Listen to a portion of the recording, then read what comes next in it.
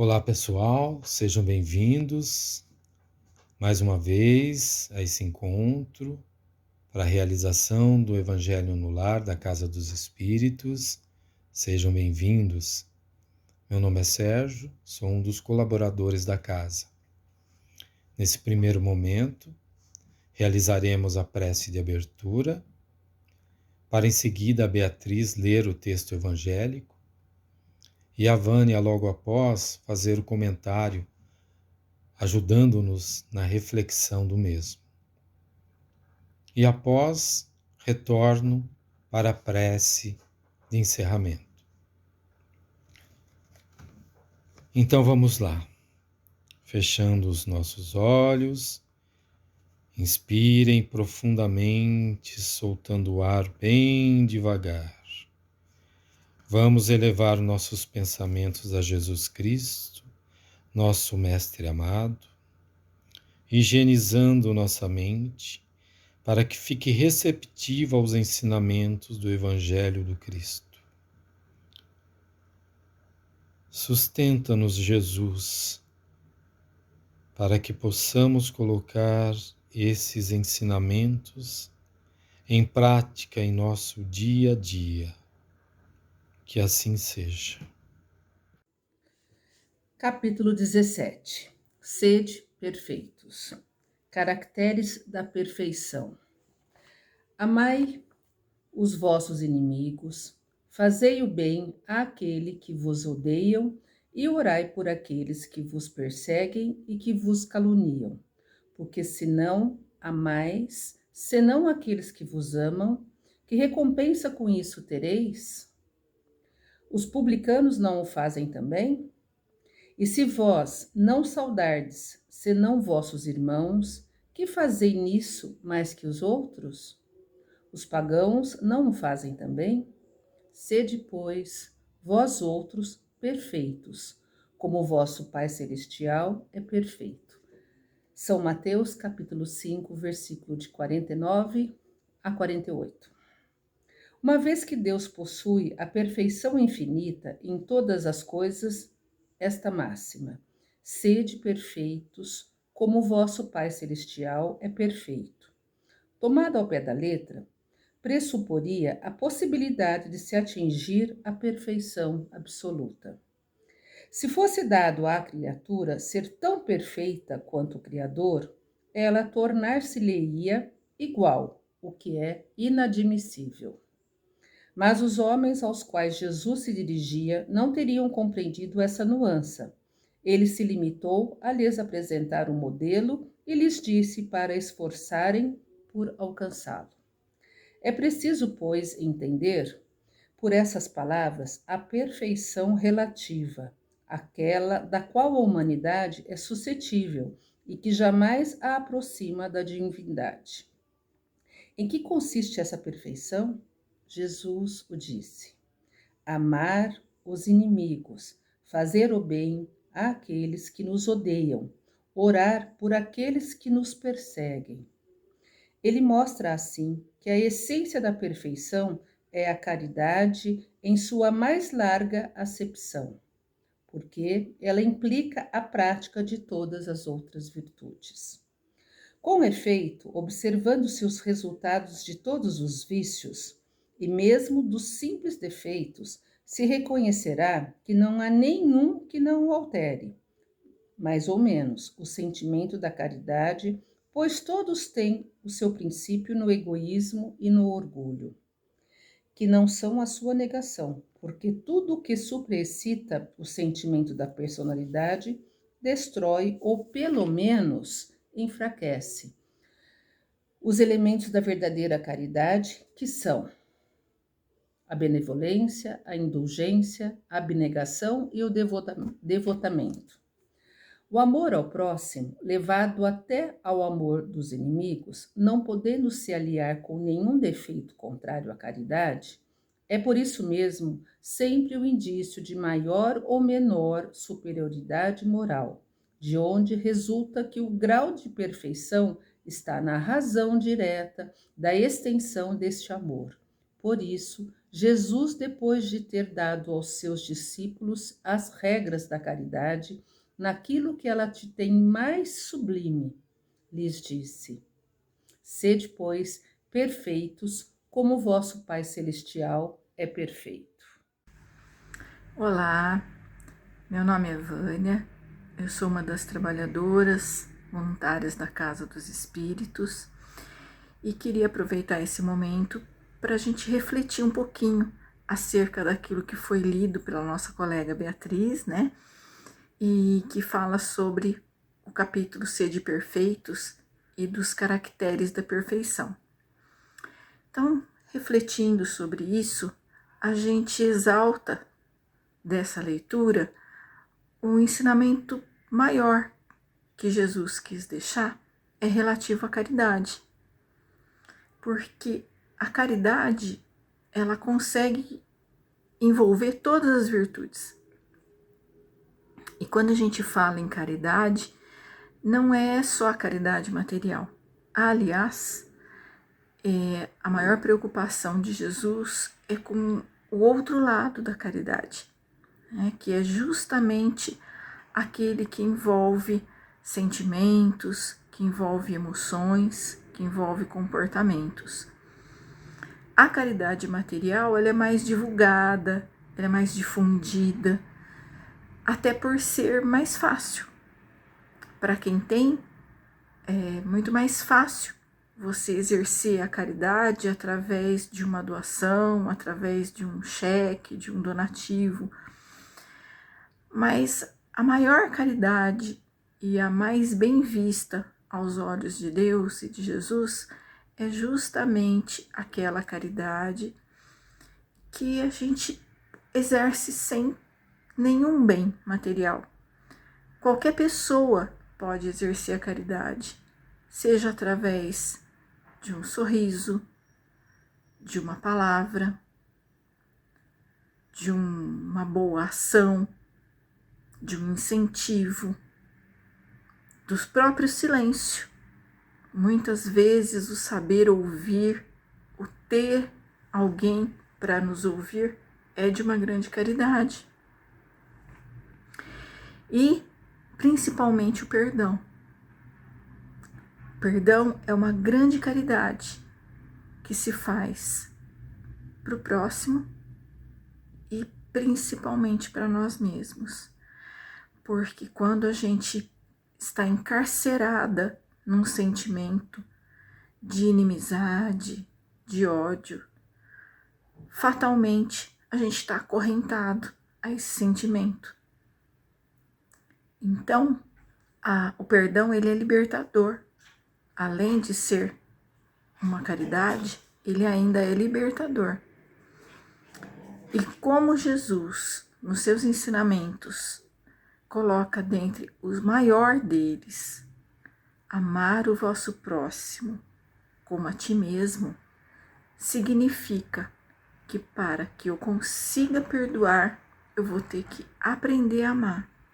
E aprender a amar primeiro a mim. Eu mesma tenho que aprender a me perdoar. A perdoar os meus deslizes, perdoar minhas limitações, meu desconhecimento, a minha ignorância em determinadas coisas, em determinados atos.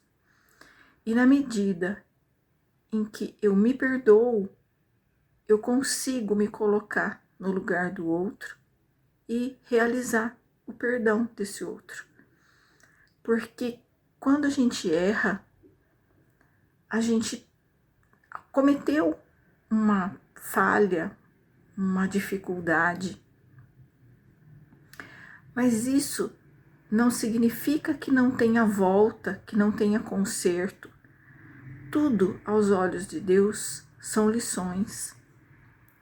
São lições que devem ser aprendidas, lições que devem ser muitas vezes até reparadas, mas não significa que por isso ele não leva em conta as nossas verdadeiras intenções, os nossos verdadeiros sentimentos.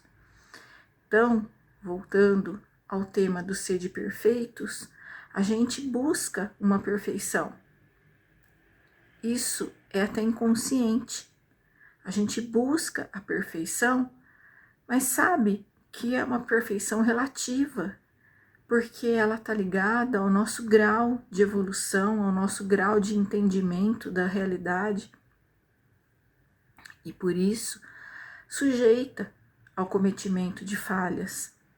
Mas o fato de cometer falhas não significa que não devemos nos esforçar para acertar, para ter a empatia, que é justamente se colocar-se no lugar do outro, no sofrimento do outro, na dor do outro, na alegria do outro.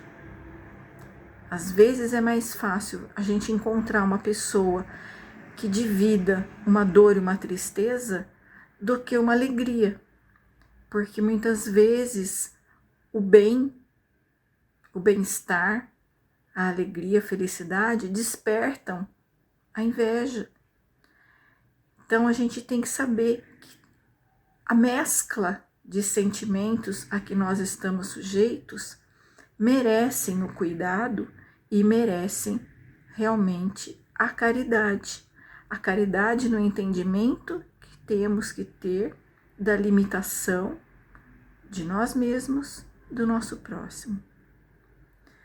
Então, a gente tem que exaltar dentro desse pensamento e dentro dessas palavras de Jesus que a gente exerce a caridade através da benevolência, através da indulgência, do sacrifício, do devotamento, da compreensão do outro, mas também que buscando, através do nosso esforço, através do nosso entendimento das leis maiores de Deus, a gente vai aprender que o auto-perdão, que o perdão do nosso próximo, eles são motivos suficientes para que a gente não tenha dúvidas, para que a gente se esforce cada vez mais em buscar o modelo maior